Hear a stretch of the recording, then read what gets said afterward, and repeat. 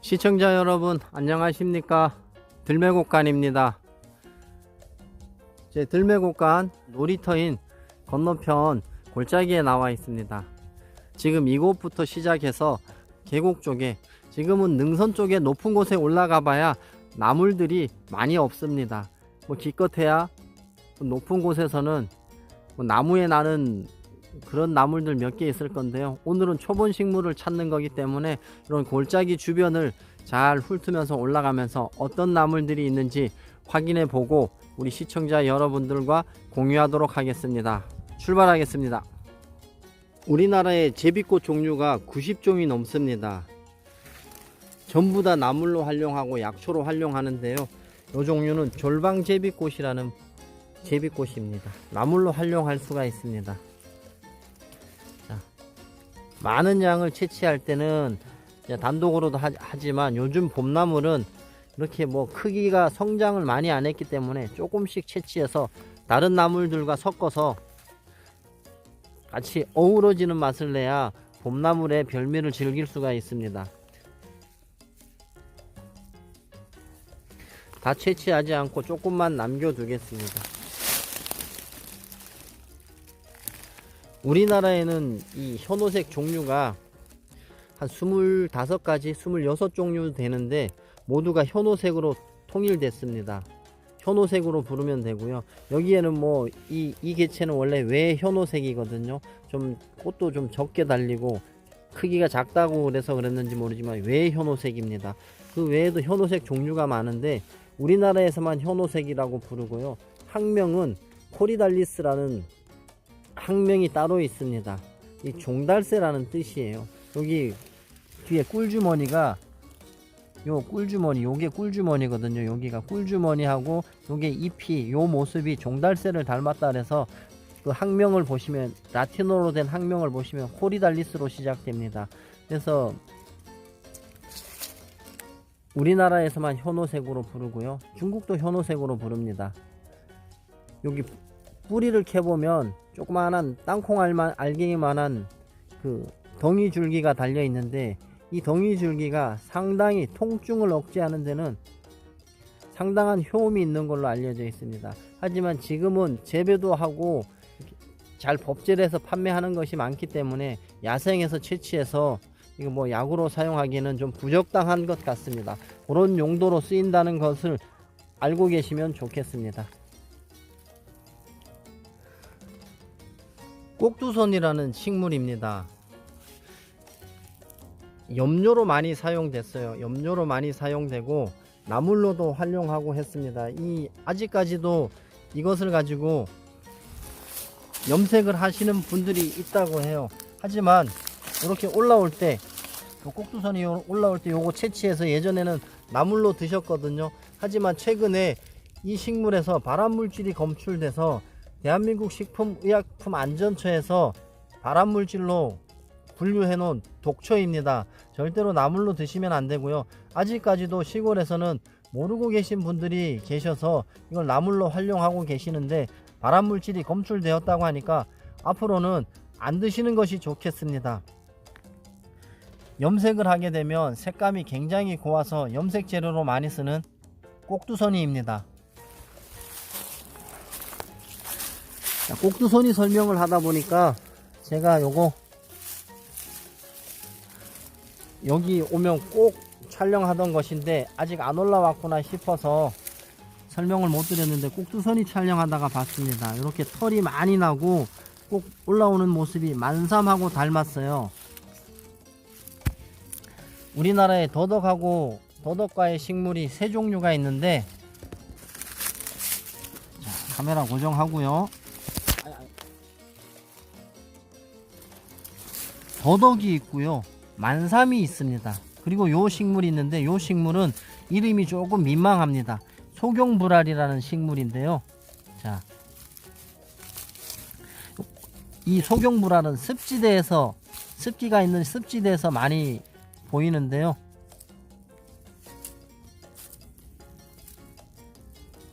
자, 이렇게 동글동글하게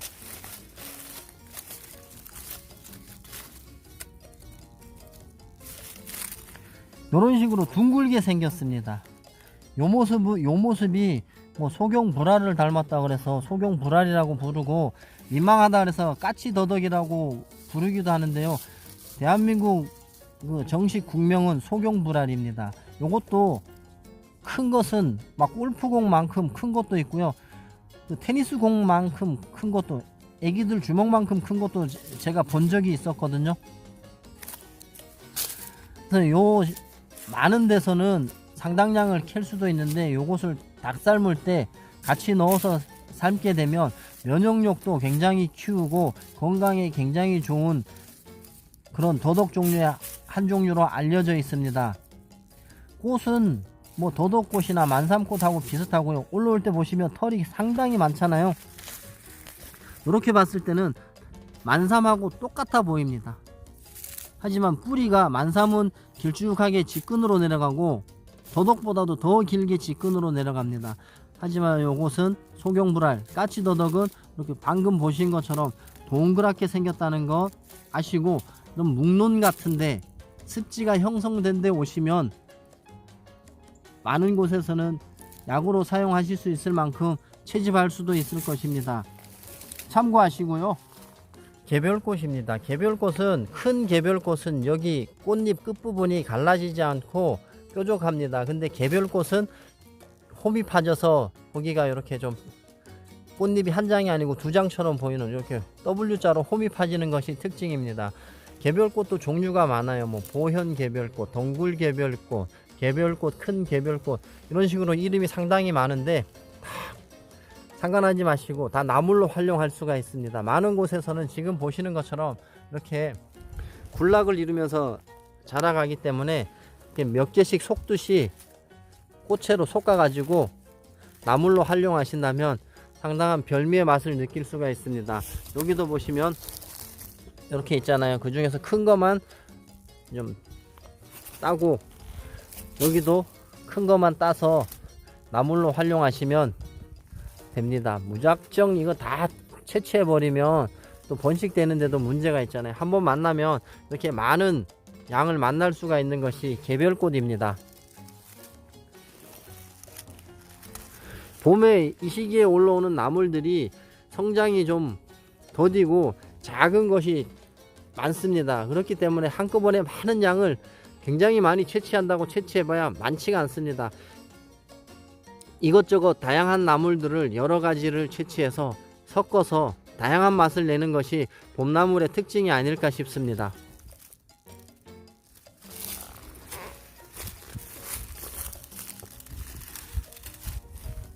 오늘 저녁은 나물 비빔밥입니다.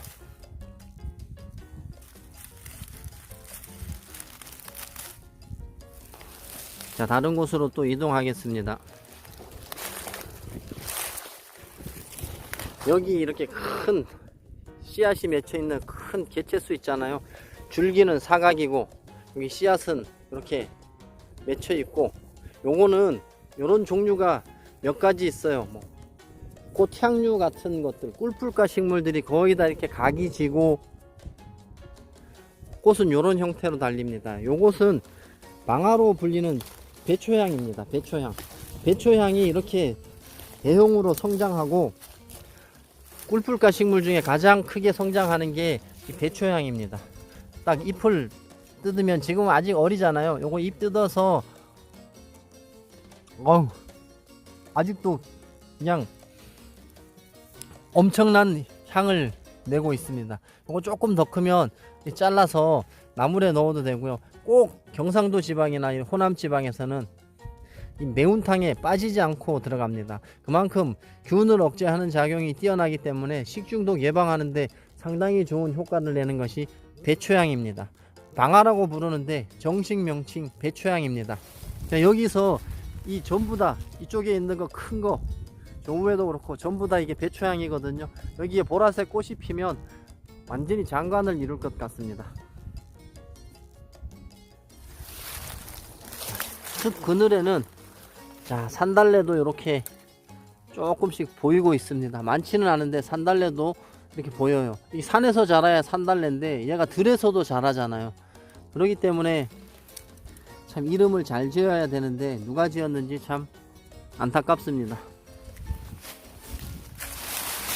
자, 여기 보면 요 하늘 말라리도 올라오네요. 요거 말라리도 요거 보면 여기 올라오잖아요. 요 이파리 하나 올라오는데 요거는 말라리입니다. 꽃이 펴봐야 하늘 말라리인지 알 수 있는데 말라리, 하늘 말라리 이거 다 먹을 수 있습니다. 요거 올라올 때 그냥 생으로는 안 되고 산마늘처럼 생겼다고 그냥 뽑아서 생으로 드시면 안 되고요.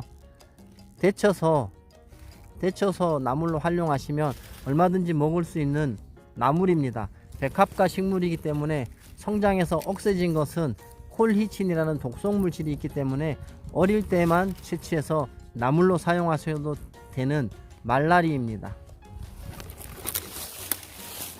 여기에 천남성 군락지예요. 여기가 천남성 군락지고 보시면 여기 나무 넘어간 곳에 이렇게 습하잖아요.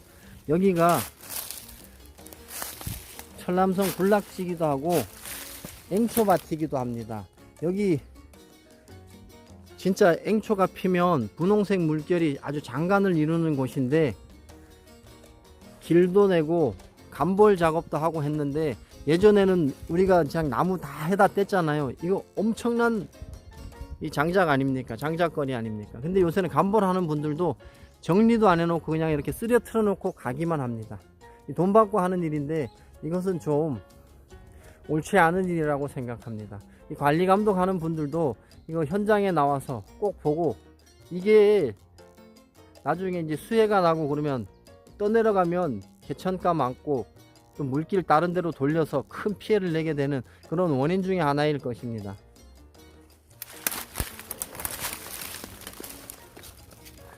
자, 여기에 이제 족돌이 풀이 여기 보이죠? 족돌이 풀 뿌리가 막 노출이 돼서 보이네요. 이렇게 뿌리가 노출이 돼서 보이기도 하는데 요 잎을 이렇게 뜯어서 맛을 보시면 좀 알싸한 맛이 나는데 은담 만드는 재료로도 들어갔고요. 옛날에는 마취를 할 때도 이 국소적인 마취를 할 때도 요 사용했다는 기록이 있습니다.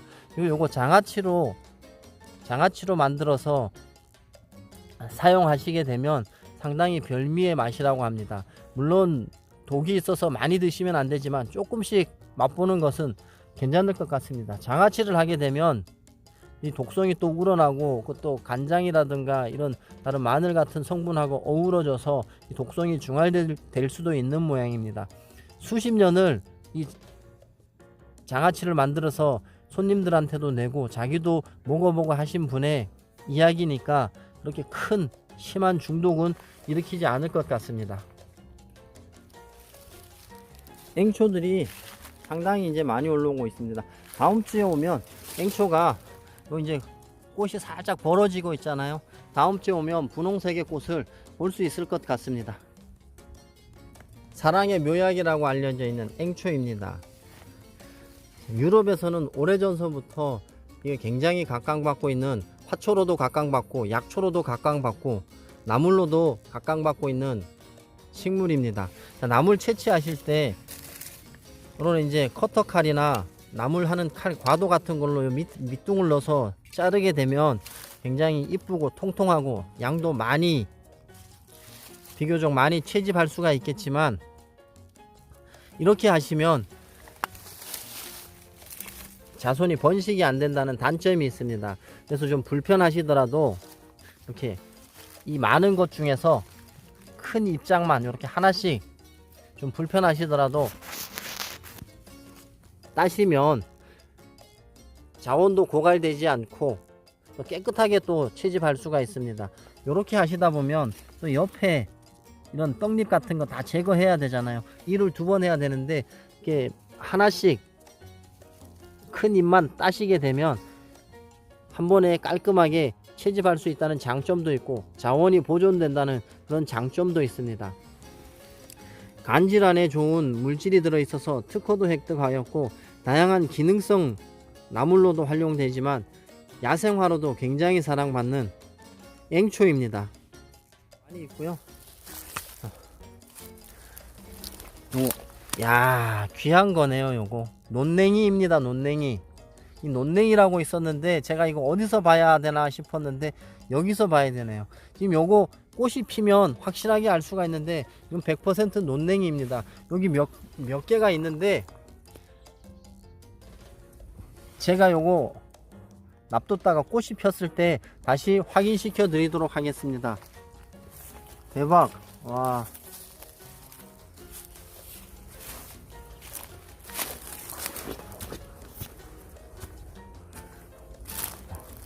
여기 뭐 돼지가 목욕탕 흔적도 있고요. 돼지 목욕탕도 있고요. 여기 이제 물 내려오는데 오, 냉이들이 좀 상당히 많습니다.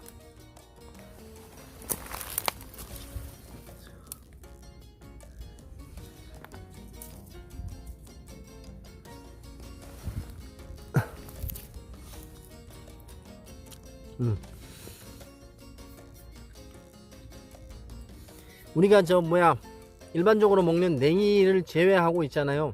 뭐 미나리 냉이, 황새 냉이, 논냉이, 는쟁이 냉이, 이런 냉이들이 다 황새 냉이가거든요.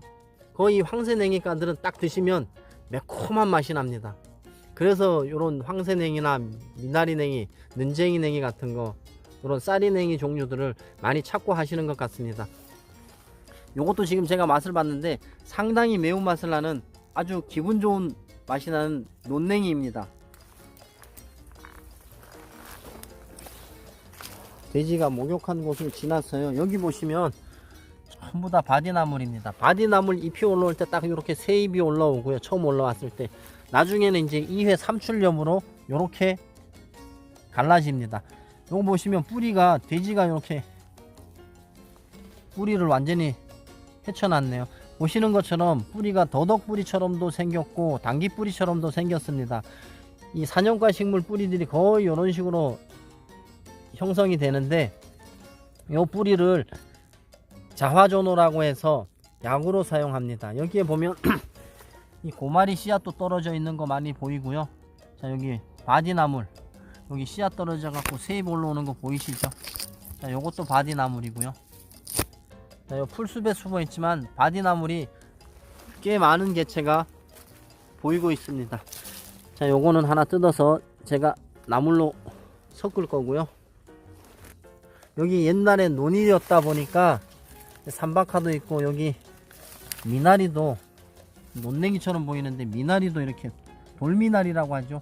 미나리도 있고 삼박하도 있고 삼박하 종류가 또 비슷한 게 있는데 꽃을 봐야 확실하게 알 수가 있습니다. 꽃에 이 수술이 튀어나왔냐 안 튀어나왔냐 그걸 보고 확인을 하거든요. 그런 걸 봤을 때 잎을 가지고만 판단한다면 오류가 있을 수 있는데 나물로 활용하고 독이 없는 것이기 때문에 약간의 오류가 있더라도 너그러이 이해해 주시면 고맙겠습니다. 확실하게 이런 꽃을 안 보고도 확실하게 동정이 되는 분들은 댓글 달아서 소통해 주시면 영상 촬영하는데 상당히 도움이 될 것 같습니다. 자, 여기도 바디나물이 상당히 많이 있습니다. 여기 이제 고비도 올라오고 있습니다. 이게 작아서 그렇지 팥고비입니다. 팥고비. 이런 고비 종류들은 올라오면 여기 습한 곳을 굉장히 좋아해요. 고비는 그 고비하고 고사리하고 틀린 점은 고비는 이 습한 계곡 쪽에 많이 있고요. 고사리는 양지 쪽에 대부분 양지 쪽에 척박한 정반대의 지역에 자생을 합니다. 요것은 이제 팥고비로 불리는데 좀 양이 작아서 잘 쓰지 않고요. 고비 종류들은 거의 나물로 활용을 합니다. 이 고비는 참고비를 만나야 양도 상당히 많고 맛도 훌륭한 맛을 내기 때문에 팥고비는 뭐 많이 채집을 안 하는 그런 고비입니다. 아이고 찾았다.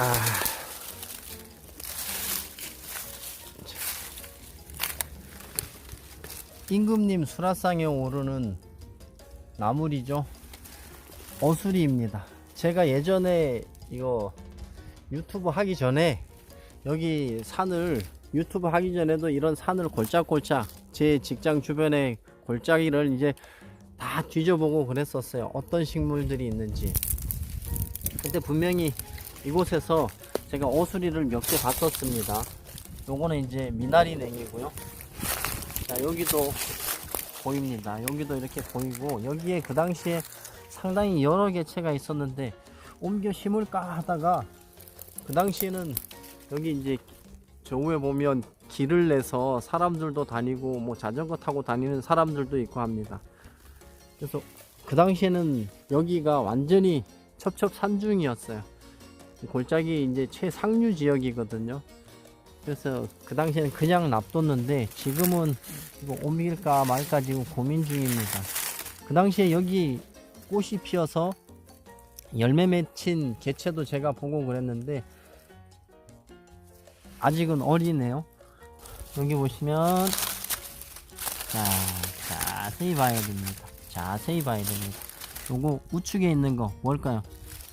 딱 삼출엽이죠. 요 삼출엽 보고 삼출엽, 세입, 양지꽃, 뱀딸기 이렇게 오해하지 마시기 바랍니다. 요것은 어수리입니다. 어수리는 자세히 보시면 어수리에는 크건 작건 간에 털이 상당히 많습니다. 줄기고 잎이고 털이 상당히 많아요.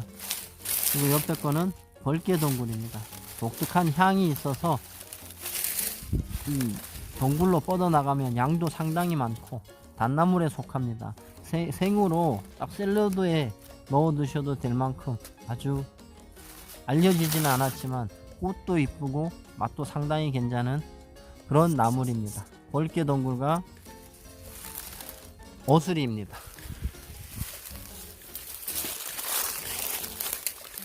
여기 보시면 조금 전에는 삼출엽이었잖아요. 이제 거의 뭐 둥그런 모습을 하고 있네요.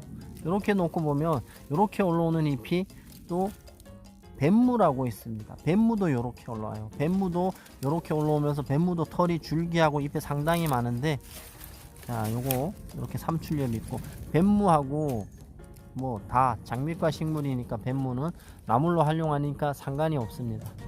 자 요거는 어수리입니다. 어수리하고 요것도 어수리, 요 밑에 이제 여러 갈래로 갈라져 있는 복엽으로 올라오는 거죠. 깃골잎으로 올라오는 요거는 미나리 냉이입니다. 자 여기는 미나리 냉이들이 지금 보시면 다 쪼글쪼글한데 일찍 올라왔다가 땡 맞았다 그러죠. 서리를 맞은 개체들입니다. 그래서 이렇게 추위 몸살을 앓고 있는 중입니다. 여기에 다양하게 여기 이제 어수리들이 여기 꽤 여러 개체가 있습니다. 요것도 어수리고요. 어수리하고 미나리냉이 밭입니다. 여기는 여기 보시면 미리 올라왔던 미나리냉이들이 다 이렇게 서리를 맞아서 쪼글쪼글해지고 있습니다. 자, 이 부지런한 것도 식물들한테는 해가 될 수도 있다는 것 알아야 됩니다.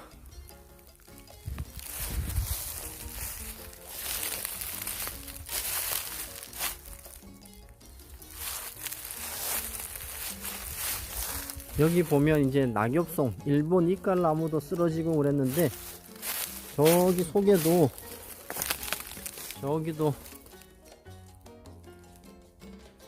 요것도 이제 어술이네요. 이렇게 있었는데 두고 보고 너무 그늘지고 하면 또 옮겨 가지고 다시 조성해야 될 것 같습니다.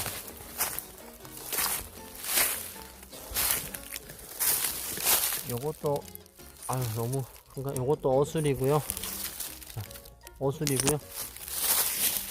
여기 보시면 어수리를 보시면 줄기에 털이 굉장히 많습니다. 이렇게 날카롭게 펼쳐지면서 새잎이 올라와서 날카롭게 펼쳐지면서 털이 많은 것. 요게 이제 요거는 상당히 크네요. 여러 촉이 올라옵니다. 여기도 여러 촉이 올라오는 어수리의 모습이고요. 어수리하고 요거는 이제 미나리냉인데 거의 뭐 비슷한데 초보자들이 보기에는 좀 생소해 보일 수도 있지만 자주 여러 번 반복해서 보시다 보면 요 잎을 이제 어떻게 올라온다, 어떻게 생성된다, 요걸 확인하실 수가 있죠. 자, 요것도 꽃대까지 형성됐던 어술이고요. 자, 이것도 이제 꽃대까지 형성됐던 어수리입니다. 낙엽 속에 이렇게 가려 있는데 처음에 새싹 올라올 때 이렇게 톨이 아주 많이 올라오죠. 여기 뭐 다양하게 있습니다.